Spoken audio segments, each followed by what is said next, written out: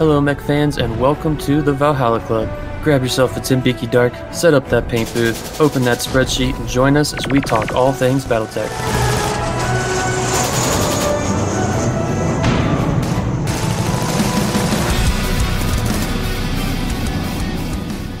All right. Good evening and Happy New Year to all of our listeners of the Valhalla Club podcast, your number one stop for BattleTech related news, tactics, and trivia, and disgusting drinks courtesy of Benjamin. Tonight I'm joined by Ben, Matt, Mike, David will be here soon, and I am your bartender tonight, Caveman. We are going for a short and sweet episode this evening. We are going to hype up LVO, big national tournament coming up in 2 weeks.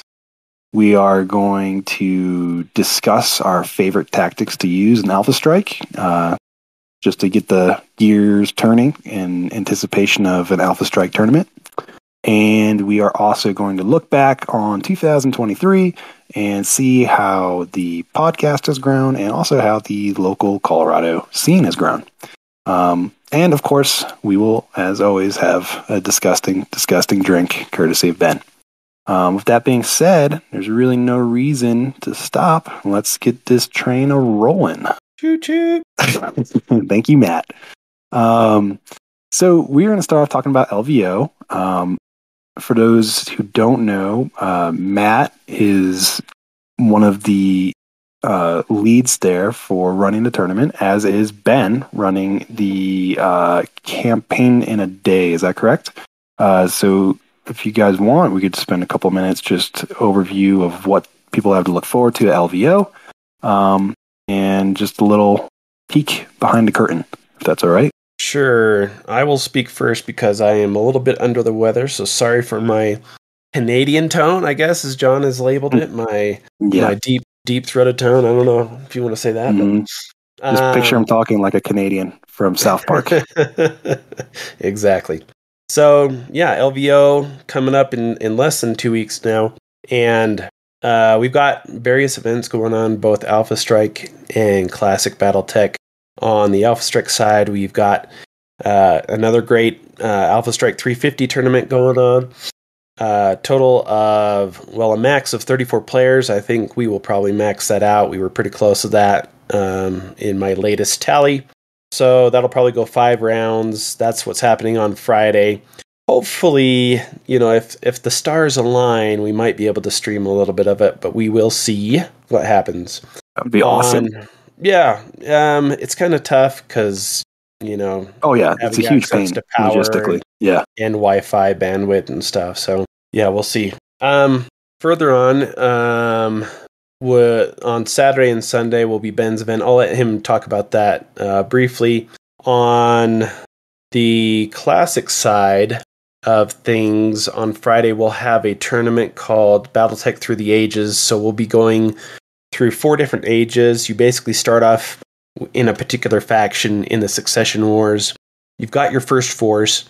Now it's kind of like you're traveling through time as some sort of force commander. And through the different ages that we'll go through, your force evolves. So you get to change variants, you get to put in new chassis and remove old ones. So you're kind of getting a flavor of all the new technology and the new chassis that come out. So we'll go all the way to Il Clan, and so it should be a fun 4 rounds of Classic, and that'll be kind of semi-tournament style. I say semi because we're not using, it won't be like, what do they call that, Swiss pairings or anything like that. It'll be a little bit more loose, and a lot of the points are kind of gained through how you create your force, and kind of some things that may be out of your control, like destroying limbs and different things like that. And then it looks like the other event that we'll have for the Classic side is Saturday, Sunday. We'll have BattleTech Escalation, which takes us, and that also includes Alpha Strike as well, but it takes you all the way from one unit playing Solaris all the way to controlling over a company of units playing Alpha Strike. So everywhere in between, and we'll go through all 6 eras of BattleTech. So it's kind of like this grand, you move from a small dude in the arenas all the way up to commanding a whole company or more. and kind of the different tactics and kind of different logistics that you use for each of those in between. So it'll be kind of crazy, kind of fun, and we're excited to have that there. Anyways, I'm going to turn over to Ben, and not my snotty voice anymore, so Ben can talk about the cool stuff. There you go, Ben. The cool stuff. So, yeah, we got the campaign in a day scheduled on Saturday and probably a little bit on Sunday. Campaign in a day is going to be over all 6 scenarios from Turning Point's helm. All the units will be provided. I've been painting up a storm the last couple of weeks, as well as Metal Ed is going to be providing some units as well. And he and I are going to kind of tag team this thing a little bit and run 2 separate tables, identical. And then we're still working out some of the details so it doesn't quite take up an entire 14-hour day of gameplay. So, but yeah, it's going to be pretty fun.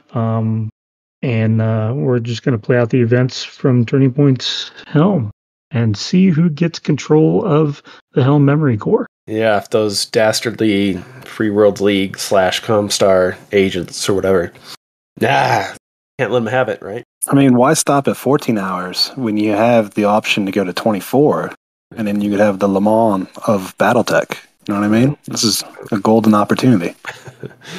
I will mention also that, like, we'll have some good social events. So, like, on Thursday night when everyone's kind of getting into town, we'll have like a whole bunch of podcasters and whatnot. So come join us there. We'll be meeting somewhere. We'll put it out on the socials so everyone will know where to come join. It'll probably be someone's hotel room, and hijinks will occur, but it should be a good time. I think we're leaving Friday night open to everyone to do whatever they want. Saturday night we'll probably do something, maybe dinner somewhere where we kind of go as a group or something. I'm not sure, but there's other things going on. We might do a 350 doubles tournament as well on later on Saturday or something. So there's some things. There will be a lot of BattleTech to be had. I'll say that. There'll be swag. There'll be prizes. It'll be a blast. So whoever's coming, be ready for some fun. If you're not, or if you want to try and come with us, hurry and grab tickets because they're about out. With that, yeah, I think that's LVO kind of in a nutshell. Anything else, Ben? Great, guys. Mike? Yeah? No, I can't think of anything. Yeah, it sounds like a great long weekend of gaming and hanging out at the Bells. It shall be. Mike's going to paint his force in the hotel room again, of course? No, I'm doing it this weekend. I've got a 4-day weekend this weekend. I'm doing it this weekend. We'll see. If I bring the airbrush to the hotel, I'm dead. Are we taking bets on that? Can we? Well, the wife is the fact that I just got the mean eye confirms that they will be done before I leave the house. Oh, okay. All right. Yeah, it'll be fun. Well, thanks for the overview, guys, and we're really looking forward to it. Hey, David. Hello. We started a little early just because everyone's in various degrees of tired or sick. I understand. Keeping it short. My cooking took a little longer than expected. Oh, you're fine, man. But the goal is to keep it short, cover LVO, hype people up, cover the 2023 for BattleTech in Colorado, and also for the podcast. And then just a quick discussion on our favorite tactics to use in Alpha Strike, kind of related to the Alpha Strike tournament happening in 2 weeks. And we also cover Genghis Khan. Can we also cover Genghis Khan? Yeah. I don't see why not. If you just want to have a quick few-minute blurb right now. Yeah, are you ready for it? Yeah, absolutely. Have at it, man. All right, one of our other events that's coming up in February is going to be our second time at Genghis Khan. And this year, we're going to have more than just the Alpha Strike tournament. Jeremy will be hosting 4 different BattleTech Outworld's Wastes missions, and each of those are classic-oriented. I believe they are 6K BV, and each of them has about 5 slots, 2 on Saturday, 2 on Sunday. And then on Saturday, we will be having the WolfNet 350 Alpha Strike tournament, and I will be the one running that. There are a few changes to the standard WolfNet rules. We will be playing the premier level rules. However, we will be making some exceptions for accessibility and playability for everyone across the Colorado area. First off, we are going to allow 3D prints. We are going to allow unpainted miniatures. And we are going to allow a wider variety of proxies. So the goal is to get as many people out there playing as much as possible and for everybody to have a good time. The events all start at 9 a.m. and they will go until completion. The Outworld Wastes, the first mission starts at 9, and then the second mission starts at 2 p.m. on both Saturday and Sunday. So you can get your tickets at gamergirlgames.com, and you'll see the banner there for Genghis Khan, and that is happening on February 15th and 18th. And I hope to see everybody out there. Right now we have 12 tickets remaining for the Alpha Strike and only 1 ticket left for one of the Outworld Waste campaigns. So get in there and get those tickets, and we will see everybody out there and look forward to having a great event and to spreading the love of BattleTech to everybody.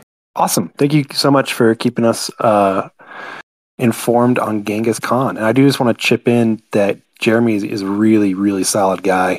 And he's been running his Outworlds campaign for a long time now out of the Wizard's Chest up here in Denver. And the classic guys seem to love it. And you get to hear like shenanigans of theirs. Like they'll raid like a Brian cache. And then just instead of keeping like the advanced tech, they just sell it off immediately, just so they can like resupply their company of mechs. So it's a lot. They had a lot of fun stories, and I hope everyone is able to make it out and enjoy the games. Okay, so with LVO and Genghis Khan covered, let's go ahead and move on to our favorite Alpha Strike tactic to use. So for this segment, each of the hosts is just going to chip in. Kind of like what their favorite little, ace up their sleeve is when playing the game. And then we'll have a chance for other hosts to chip in, their thoughts on it, and then we'll move right along. It shouldn't take too long. I'm going to lead off myself here. And my favorite tactic in Alpha Strike is... I was going to say showing up. What's that? Sorry, I'm just giving you shit. Oh, yeah, you're all right. I had like a blank in my head. Yeah. Whoopsies. Yeah. Hey, man.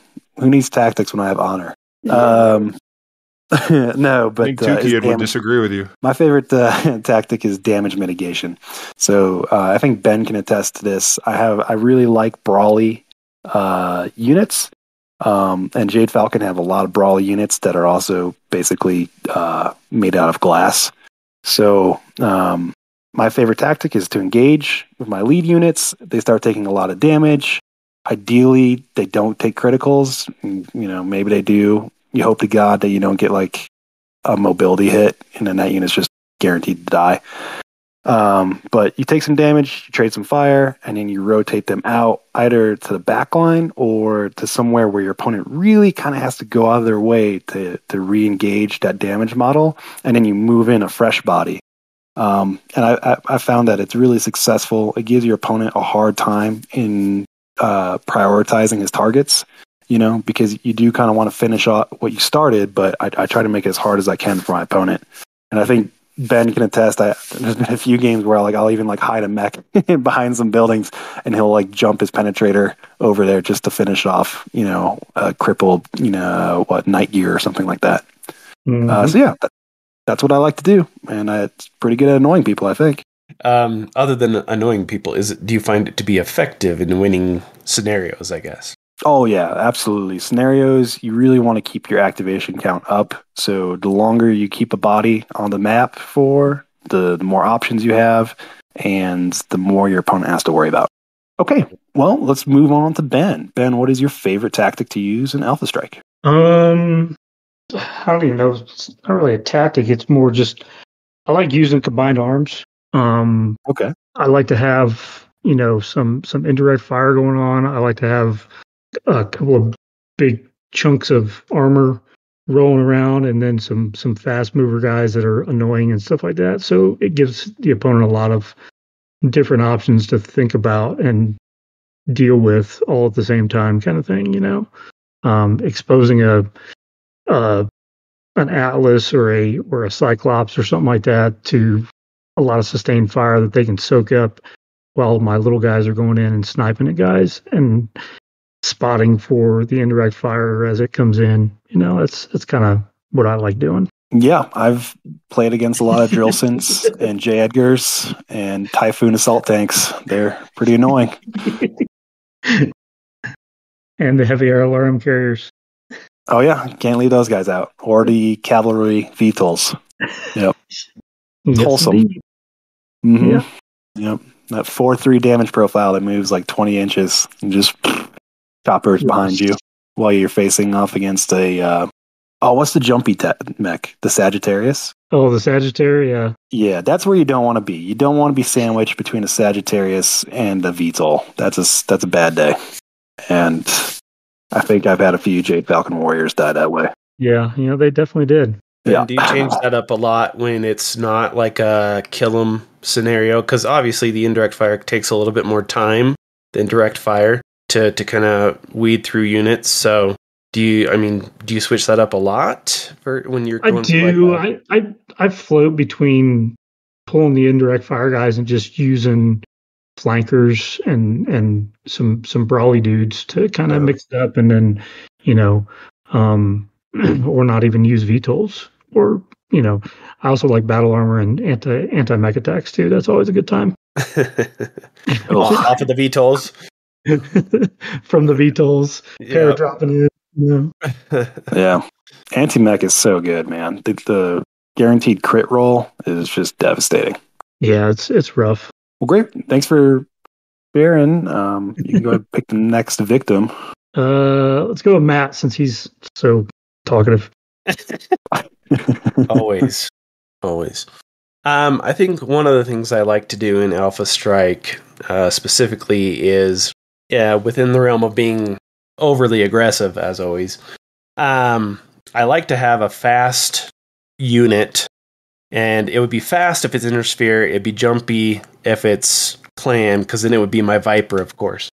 To get behind, or at least to threaten to get behind units, because there is something with Alpha Strike players about having units behind that for a lot of players, it causes some chaos in the mind, and it causes some different decisions. So you see a ton of Alpha Strike players like, oh, where's the closest place where I can put my butt that I can't get a rear shot? I can't get shot in the rear. So I like causing a little bit of backfield chaos with either a mongoose or a Mercury, if it's inner sphere, or if you're Ben, a fireball. Exactly. Or if I'm playing clan, then it's my Viper every time. So that's something that I see that causes other players to kind of get off their game. I want them to feel, oh, my plan is now, shot to hell, so I need to adjust to this one unit, and it becomes the unit that kind of is the focus of their attention, and then I can do other things with my other units.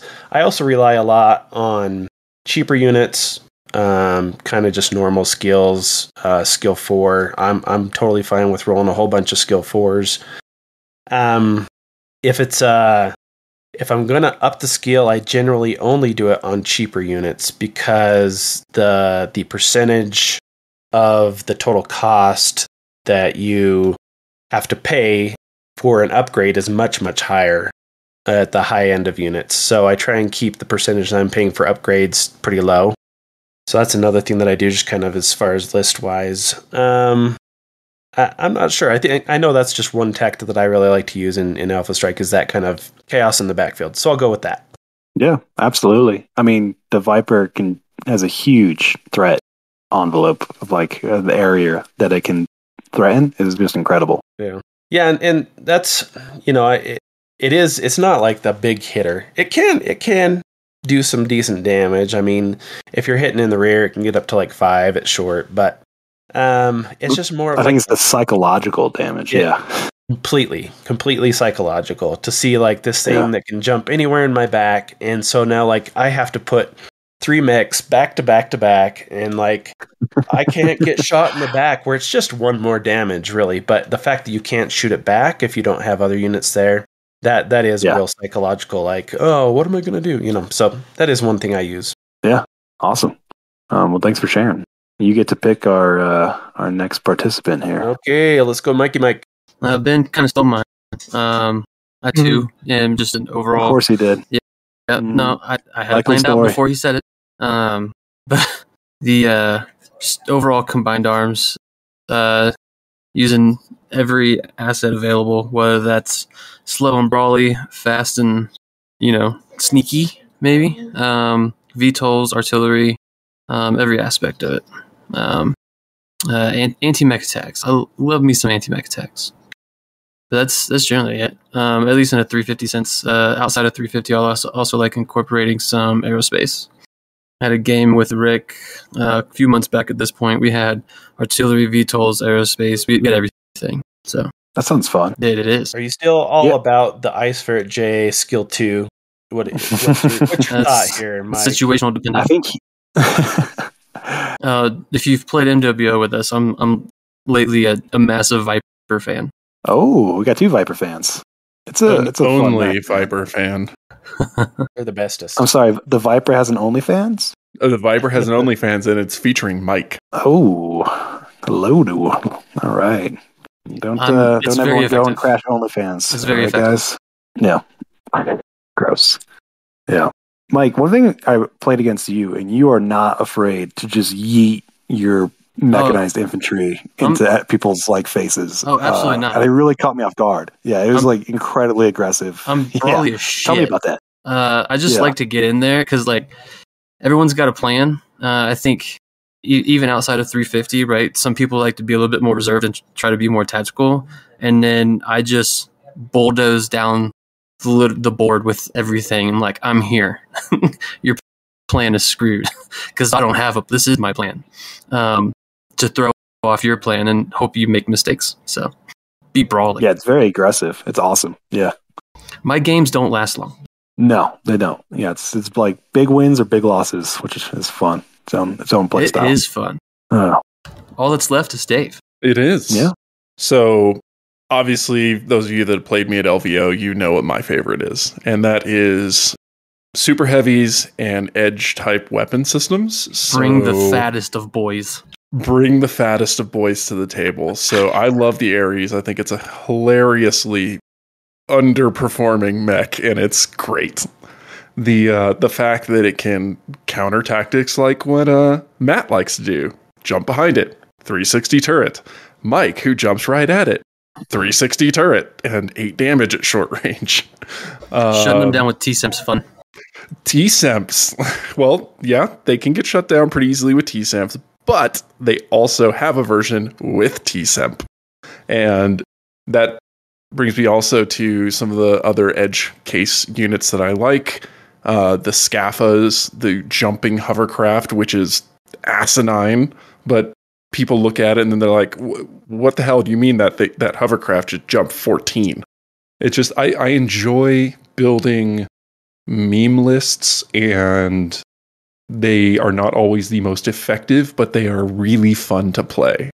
So industrial mechs, super heavies, T-Semps, and jumping hovercraft. Yeah, that sounds about right for you. At one point, didn't you have like a swarm of trucks too? Just like crappy periphery vehicles? Or was that someone else? No, that was probably me. I think it was either Remember Rosselhog or Copo that I brought my industrial mech list, and it had a bunch of trucks in it.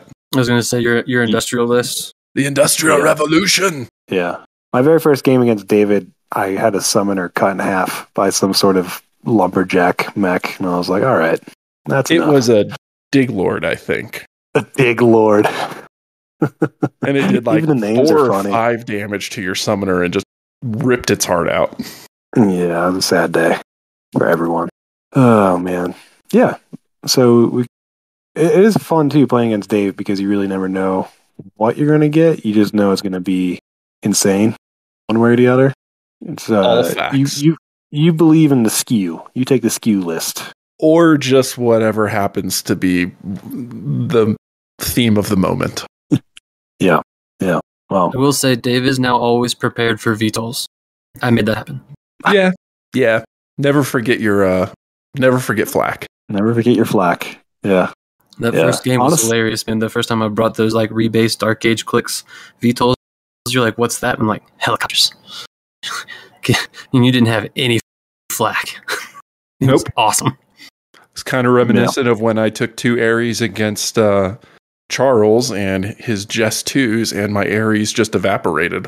Dude, those Jess 2s do a lot of damage. The 2 Jess 2s are ridiculous. Yeah, and when they're firing from indirect and I didn't have any flak to shoot down his spotter, I was screwed. Yeah, and he's using it with the C3 too. So, well, you can't use the C3 with indirect, but yeah. No, it was just indirect firing at a super heavy, which is like firing at a building. Yeah, easy. You get a bonus to shoot me. Yeah.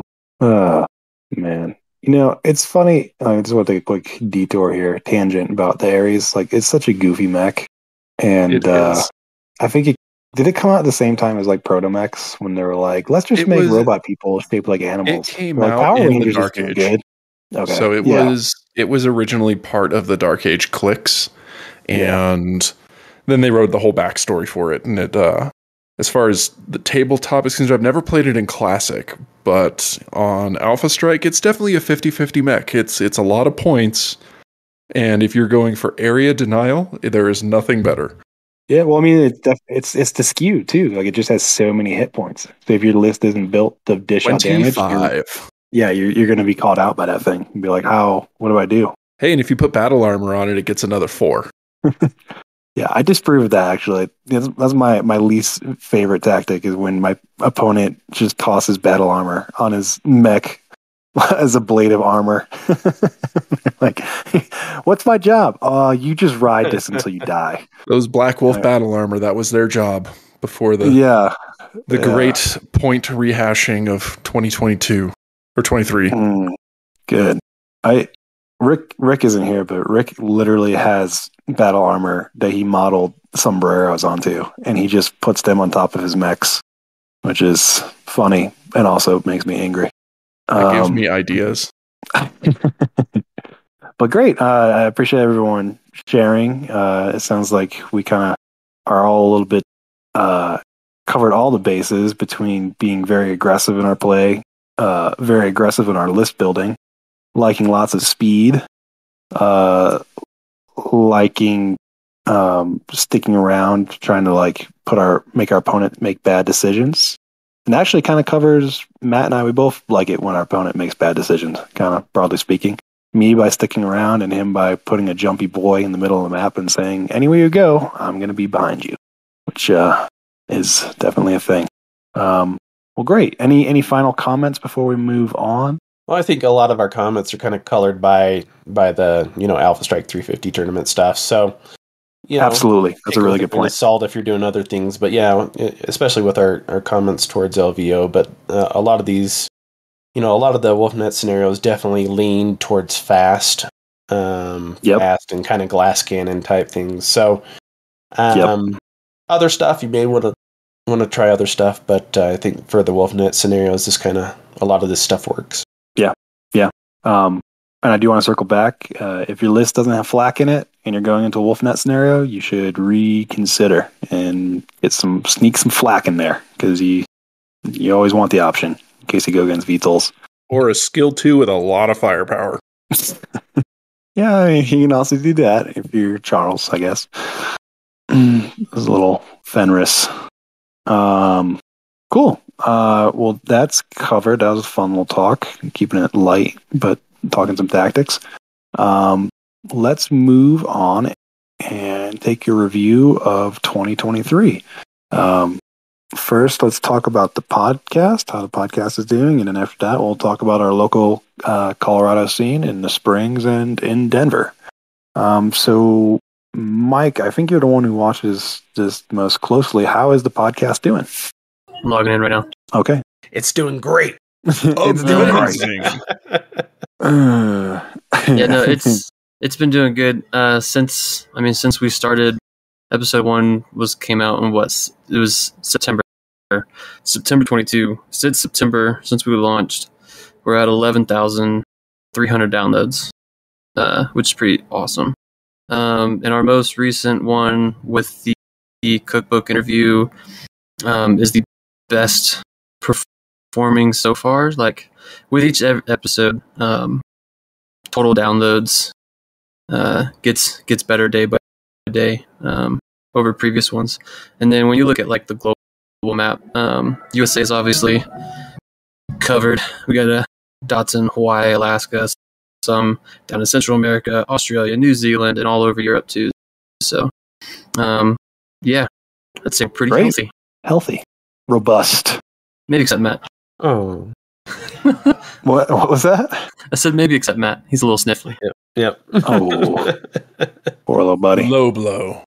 Low blow. Well, cool. It's good to hear that the cast is growing. We've got listeners. And Dave, you just put together a site for the podcast, or for? Yeah. So I put together a website for Colorado BattleTech, which is also going to host our podcast website for the time being. So if anyone wants to get to our podcast website, just go to coloradobt.org, and up the very top in the upper right-hand corner, there will be the link to the Valhalla Club. It gives you a link to our Discord. It gives you a link to basically everything that we talk about here on the podcast. We're going to strive to put on the website. So it'll be just an easy to find location for folks to get hold of us. Great. Yeah. In between the website, I believe, has an email for the podcast. And we also have the Discord. So there's a couple different avenues of reaching out. And it's always fun to hear from listeners. So if you have questions for the cast or anything like that, shoot us a message. Well, and I gotta say that I have loved like the growth on the Discord channel. Just, we get a couple people that join every day, so it's been pretty cool to see different groups, have different their little booths there and everything. And it's just been great to like interact with a lot of different people across different podcasts and different locations in the world and all sorts of stuff. So it's been really cool to see the growth there and just get to know people and stuff. So if you're listening and you haven't jumped on the Discord, you should. It's a blast there. It's definitely become a nice hub for pretty much everybody. And then the dedicated game nights have been a lot of fun for MechWarrior Line on Fridays, and then sporadically throughout the week. But yeah, maybe we should get somebody to start up a Mega Mech night. We can have MWO on Fridays and Mega Mech or something on another day. I'm not taking that one though. I kind of want to try Destiny. Ooh, there you go. Not the Death from Above Destiny. Oh, okay. I mean, like the book. MechWarrior Destiny. So if anybody's interested in that, hit me up, because I think that would be fun, and I'd be down to do something on like Saturday nights or something, or Saturday in the afternoon. So like a virtual RPG group? Yep. Cool. That sounds fun. Oh, and I do have to apologize while we're on the talk with the podcast. We didn't have an episode of the Scenario Showcase this month just due to holidays and whatnot, but we will have two. In December. We will have one here in the next couple weeks, and then one probably really late January. So I'll get it back to once a month. I promise. I'll say while we're at LVO, I think like maybe do some like player interviews, like post AS350 or like in between matches. Oh yeah. There's definitely a lot of cool stuff we can do. Let's get some commercials made. I don't know. What, for the cider company? That's no, Charlie Company Cider Company owes me a commercial as is. I told them months ago. Are any of you driving out there? They have a very like Tim and Eric energy. Yeah. It is insane. Hey, are any of you guys driving out to LVO? Yes. Yeah, same crew as last time. I'm flying. I think I might have to make some mason jars of cider with hot dogs in it for you to take to there, and I want a picture of Chandler drinking it. Ooh, you mean a video? A video. I want a video. Gross. No. I don't want any of you to drink it because it is gross. But I want Chandler to actually drink his own product. I don't know if Ishii's coming, but Chandler. Ben, say no. Ben, say no now. Metalhead. Just say no, Ben. Just say no. Dude, it's Do you right want your in dice all or the not? other If you want drinks your he's been dice, drinking. you're taking cider. Oh man! Wow. This is escalated. Speaking of dice, have we actually announced special dice, like super special dice? No, Super those special have dice. been blacked out on any of the pictures that I have posted. So if you guys would like to talk about the super secret dice that are arriving on Tuesday, so shit. 2 days from this recording, then please go ahead. I think it's safe. Like, they're specific to 2024, and it was your idea, It was. you get to do it. Okay, so what we did is this year we decided to, one, get a rerun of the dice that we had produced last year. So again, we'll have the green, gold, and silver. Dice for just general purchase, handing out. We also have a special dice for 2024, and it has our Valhalla Club symbol on it, and it also has 2024 underneath it. And then each of the podcasters chose a dice mix as far as that, what the dice, what the die was, the color combination on the dice, and it has our podcast symbol on it, and it has each of the podcasters' name under it. So there are only 10 pairs of those dice per podcaster. So if you get one from one of them, it is a pretty unique item that we did in a very small batch so that we could hand them out for whatever we chose, whether it's, had a great game with somebody or somebody who's been influential to the community or stuff like that. So keep your eyes out when you see us in person and hope that you get some super cool dice. Yeah. And you don't try to mug us, all right? Come on. Got to earn them. No stealing. Except for Mike. He's small. He's muggable. Ben told me he's keeping his dice in his prison wallet, just to make sure. Wash them before you use them. Hand sanitizer, my friends. They're going to have so much spilled beer on them. I mean, you probably should anyways. That's true. It's true. Pretty excited to see them. Pretty excited. And we paid extra, so they roll good. We paid for those 5s and 6s. You know what I mean? We made sure that they're weighted to the to the 6 side. These are the good ones. And these are the ones you want. Yep. And they are very effective against us. Oh, good Lord. And they're super ineffective when we use them. So if you see us rolling our own dice, you're probably going to win. And against Charles Gideon, sorry, they're the best. Sorry, Charles. Sorry. That's bad. Combine our dice with Wolfnet dice, and you will win against Charles. Oh, and that brings me up to another good point.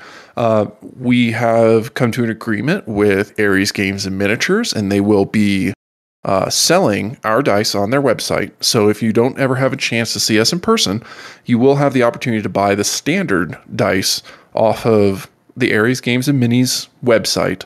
And those should be up, I would say, probably in about a month, maybe a month and a half, because I have to get them here first and then mail them to Derek over at Ares.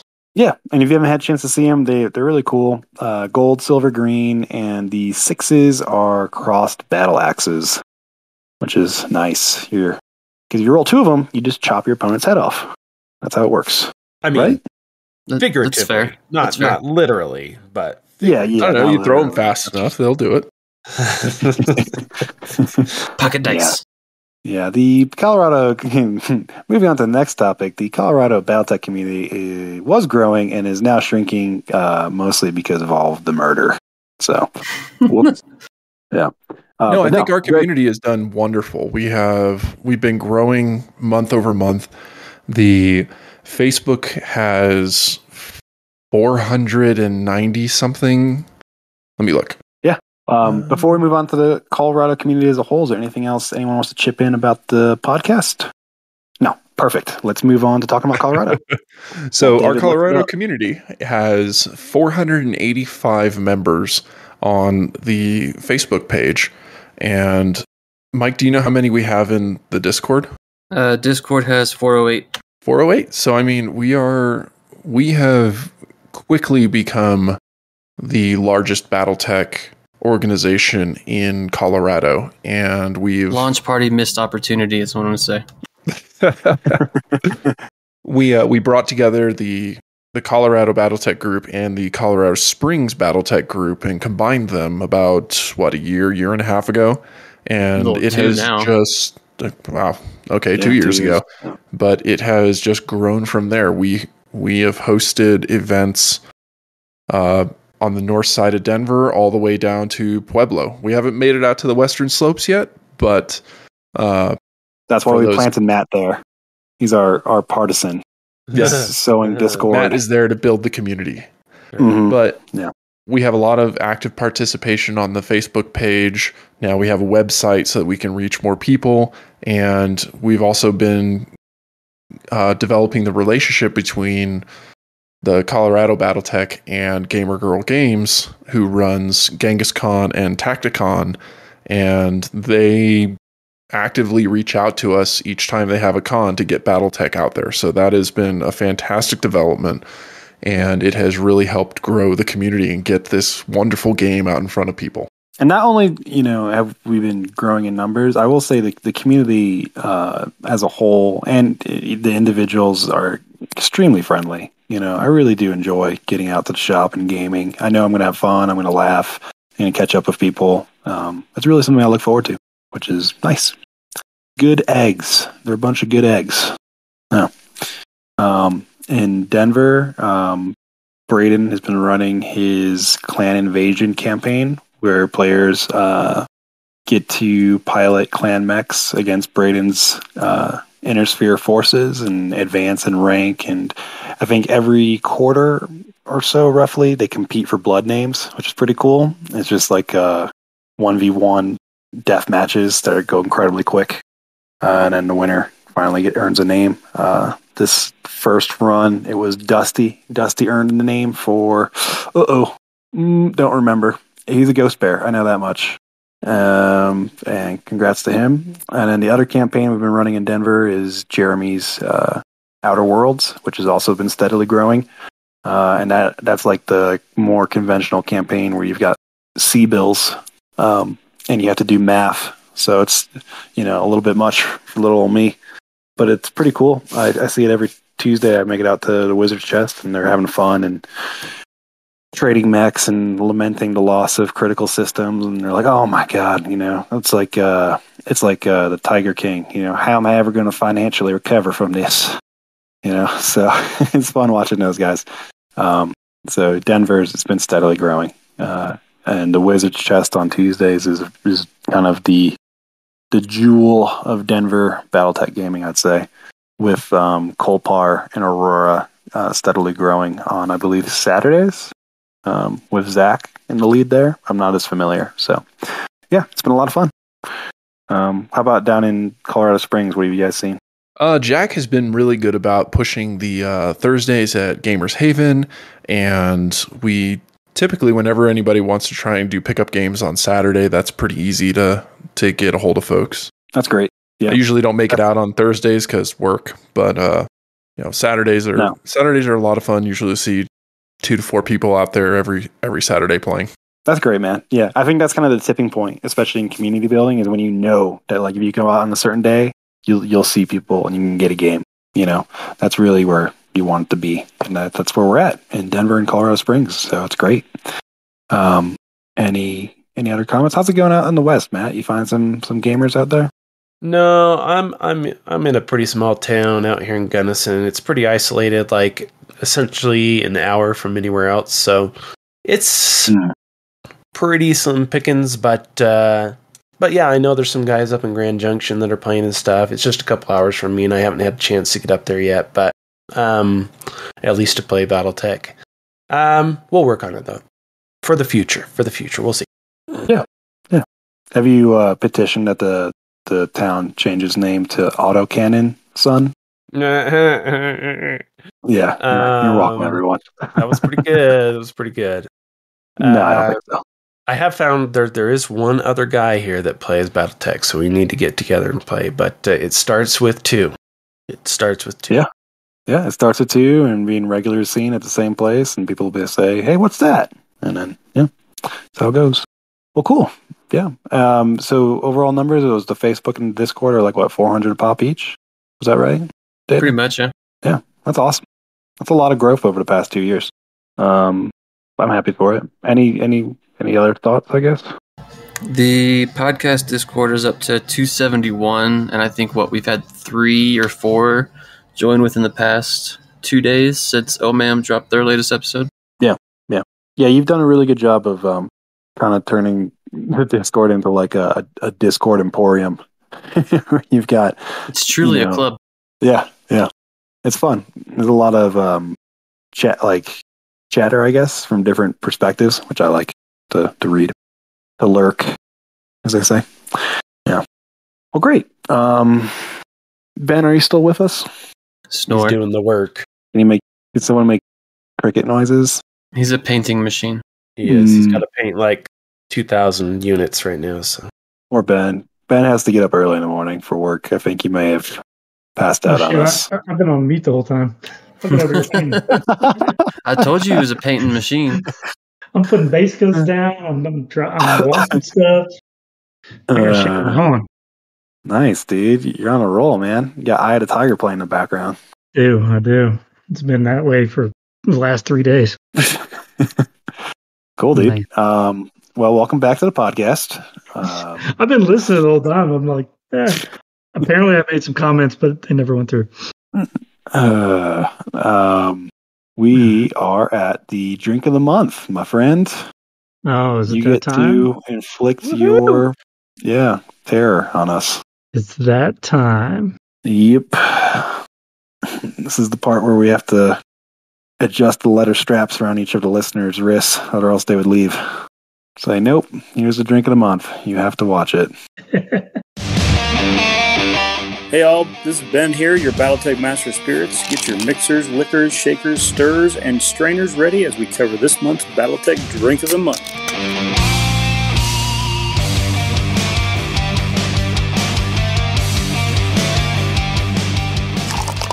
All right, well, this month's Drink of the Month, I promised last episode that I'd give you something that was relatively decent. So this month's Drink of the Month is the Word of Blake Interrogation, also known as a mind eraser. Also known as a mind eraser. What's in a mind eraser, Ben?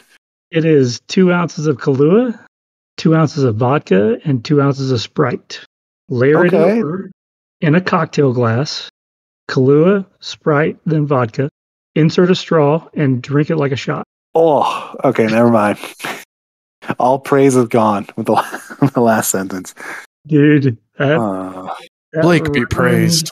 Ruined many an E3 in my unit for a while. Wow. I think I got a Blue Angels one time that he took a couple of them and he couldn't fly the next day. Couldn't fly or couldn't see? Couldn't fly. Oh, okay. Because he couldn't see. Because we had to carry him back to the hooch, and we drug him along the sidewalk and scraped up his back and shit. It was a grand old time. No man left behind. We didn't leave him. We drug him. Yeah, that's right. That's what I'm saying. I was, applauding you. No man left behind. So if years ago you were wondering why the Blue Angels didn't fly with their full squad, you can blame Ben. That might have been my fault. So that is... Okay, they're just Navy. It's fine. Yeah, exactly. Hey, you watch it. Ben, you were in the Department of Navy too, you goof. Kind of. No, Not it's really. on the label. Speaking of you Navy nerds, John, have you read Badwater yet? Badwater. Nope. Well, you should. It's in Killzone. What the... Killzone. Yes, these things I'm very familiar with. Battlecore anthology titled Killzone. It's a short story in there called Badwater. You Navy boat boy should go read it. Oh, okay. Is there a submarine in that? It's got boats in it. Bing, bing, bing. Oh, all right. Well, I'll check it out. Badwater. What was the name of the surface boat. Anthology. Oh my god. Killzone. Okay, that's a friendly sounding name. Yeah, for sure. Yeah. Well, anyways, the drink sounded actually somewhat edible until you decided to put a straw in it and suck it down. That made it worse. It's a big shot. Yeah, it's a big shot. It's a big shot. That's your drink of the month.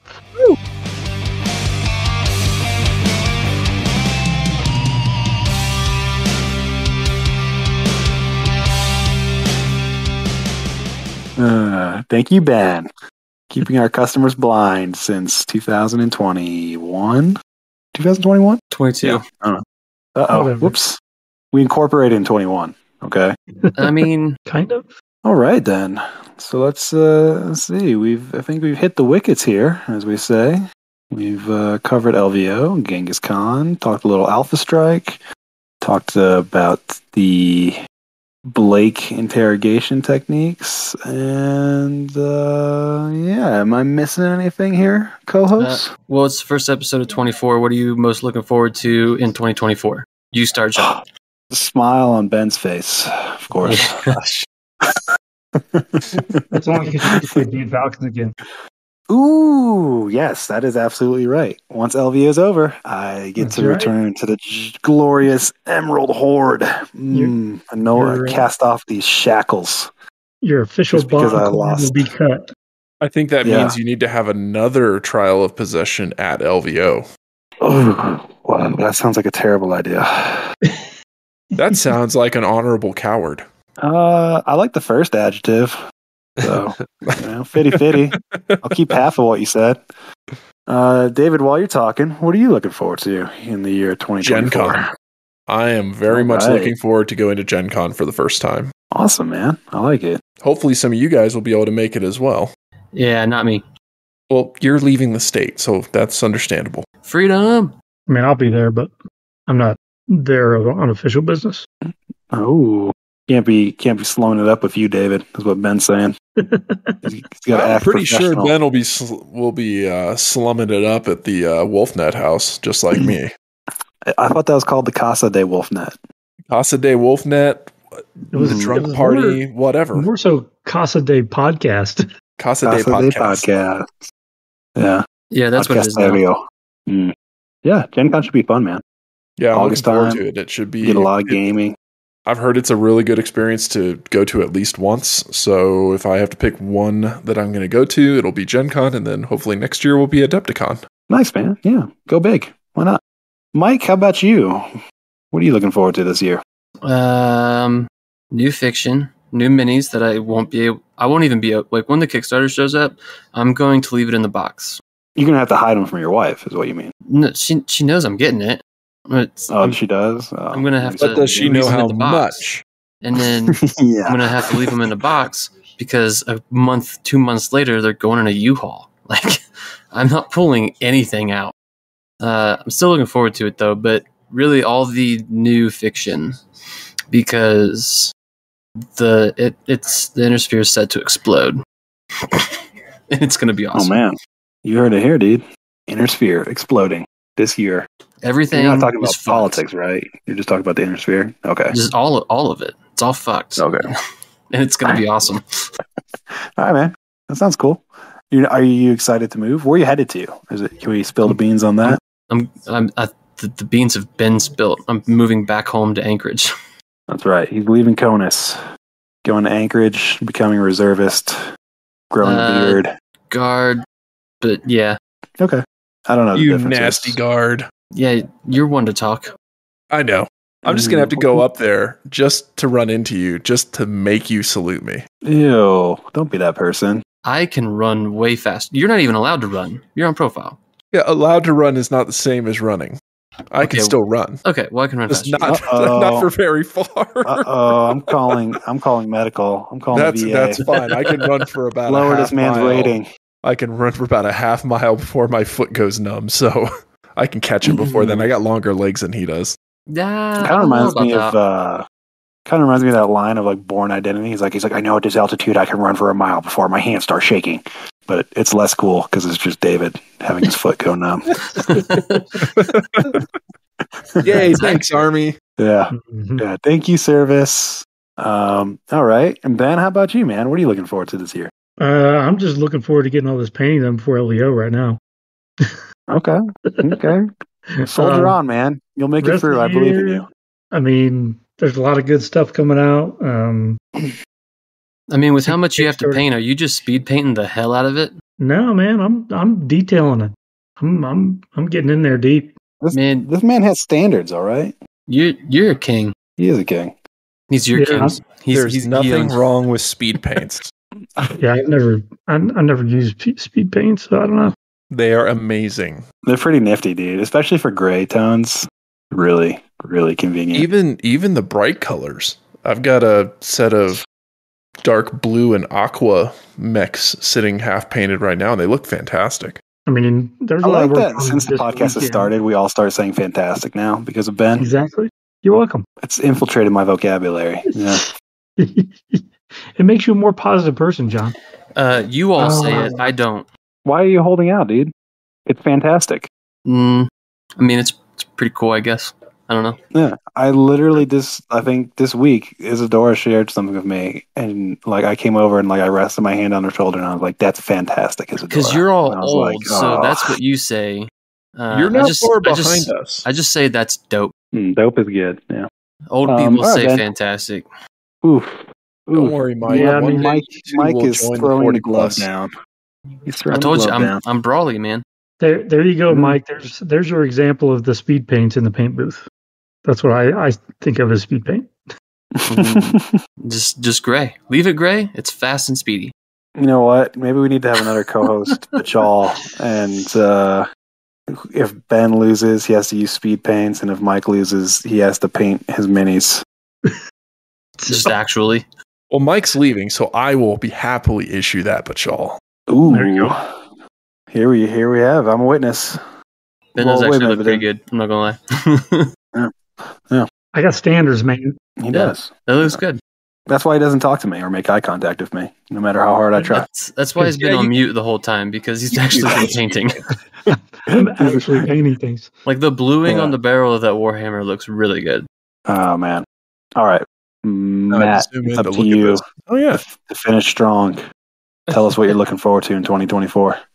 As far as kind of general things that I'm looking forward to is just to kind of see how Catalyst moves into a little bit more long term, like what they're going to do with kind of the flush of Kickstarter money and how they're going to make the growth continue on long term versus just having like Kickstarters every 2 years or something, and what that looks like in, not only with the fiction, but also with gameplay and how maybe, more competitive stuff gets solidified and becomes a little bit more attuned throughout Catalyst and demo team and whatnot. What a reasonable and adult take. Well, I'm sure excited. you're part of this podcast. I try. I think it's just an interesting phase, and like it being the 40th anniversary, I'm like, oh, this is like a real, it could go one way or another. Is it like we become a little bit more like kind of the Warhammer-y stuff, or do we stay kind of unique? I'm just interested to see how things change and solidify throughout this year, because I think a lot of that's going to be happening this year in a lot of phases of BattleTech and the whole universe, everything going into it, but especially the gameplay. So it'll be interesting. I'm excited to see, and hopefully it goes well. Very interesting, man. You're looking at things very differently than I am. It's very cool. I like it. Appreciate it. Things I had not considered. It's like we just want the toys. He wants the business to stay going so that we get more toys. But we just want the toys now. It's just long-term selfishness. I mean, that's totally cool, right? It's awesome, dude. Someone needs to do it. You got to be the adult in our group. We're all just jumping up and down, pointing at toys. He has been from the get-go. It's true. It's true. Well, cool. Do you guys want to get to wrap this up with some shout-outs, and we all kick off and get some Z's and down some vitamin C packets and what have you? Let's do it. All right. Let's just go in reverse order. Matt, let's hear your shout-out. You know what? I probably have shouted them out before, but my two sons, William and Alex, they are great to play BattleTech with me when I don't have a local community. So I don't know if they're like somewhat willing victims, maybe is more the term. But I mean, they routinely beat me, so maybe I'm the victim in this case. But you know, it's really nice not only to have kids and sons, but also to have people that are like, you know, with you and excited to play with you at pretty much a drop of a hat. And that's what I love about like BattleTech communities in general, is just seeing the people that really love to be out there playing games, but also together with other good people. So I'm glad to have that in home. And so I'm just, I'll shout them out. It's awesome, man. I love having kids. Best. Well, one singular kid. Booyah. Yeah. Solid pass. Hey, man. It's not for everyone, but it's cool. All right. So next up on our reverse order is Benjamin. Benjamin, stop painting. You got to talk again, buddy. Oh, I got to talk again? Shit. Yeah, I'm sorry. Shout outs. You know, I think I shouted them out last podcast. I'm going to do it again anyway, though. Metal Ed is doing God's work, helping me out with this campaign on a day.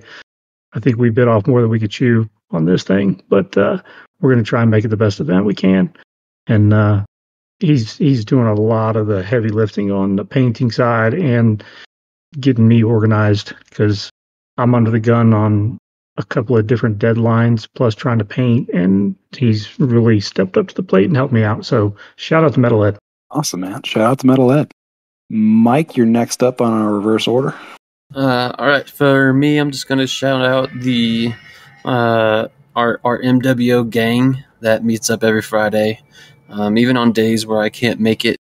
People are in there playing, regularly scheduled, having a good old time. But a super special shout out to Mr. Seth White Fox for helping me out, set out OBS, getting us ready for the charity stream, and then just helping me troubleshoot OBS and Twitch and all the other stuff.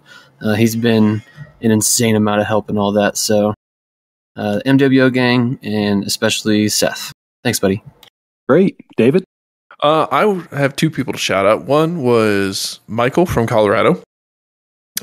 He and I played a great company scale game. I got my ass kicked, but it was fun trying out formation movements, and we didn't use formation bonuses, but it was a good game. And like I said, I got hosed, but good opponent, had a good time playing against him. And then my other shout out is actually for Jack for hosting and putting together the Colorado WinterTech event. I think a lot of folks were not able to make it because of the weather, but it was a really well thought out and executed event in Castle Rock, and we had a great time. So thank you, Jack, for being someone who is continually helping to build the community. Awesome. Yeah, it looked like a lot of fun. It's just the weather was atrocious. I think a lot of the roads were iced up, unfortunately. Oh yeah, it was literally sketchy. a wintry day that day. It was sketchy getting there in the morning. The name was very appropriate. Yeah. Maybe. Yeah. Anyways, my shout out is to event organizers in general. You guys are awesome. You do a lot of hard work to ensure the success of the hobby and the growth of your local community. And without you, the game wouldn't be played and the community wouldn't grow. You know, there needs to be people who kind of take the hobby that extra step, and it is almost quasi work, but they absolutely are needed. And without you guys, we just wouldn't have cons, we wouldn't have tournaments, we wouldn't have fun campaigns. And I just want to say thanks. You guys keep the game going. Well, that being said, I believe this concludes our episode of the Valhalla Club podcast. Unless anyone wants to catch me now, speak now or forever hold your peace. Last call. Yeah, that's last Oh, Happy New Year, everyone. Happy New Year. Well, thank you for listening, and Happy New Year. Absolutely. Thanks for joining us today in the Valhalla Club. If you'd like to hang out with us and many other BattleTech podcasters, then be sure to join our Discord. Link is in the description. Special thanks to our sponsor, Ares Games and Miniatures. Ares is the premier online retailer for all your BattleTech needs. If you would like to support the show, you can find us at patreon.com/the Valhalla Club. If you have any comments, please feel free to send an email to the Valhalla Club at outlook.com. Until next time, mech fans.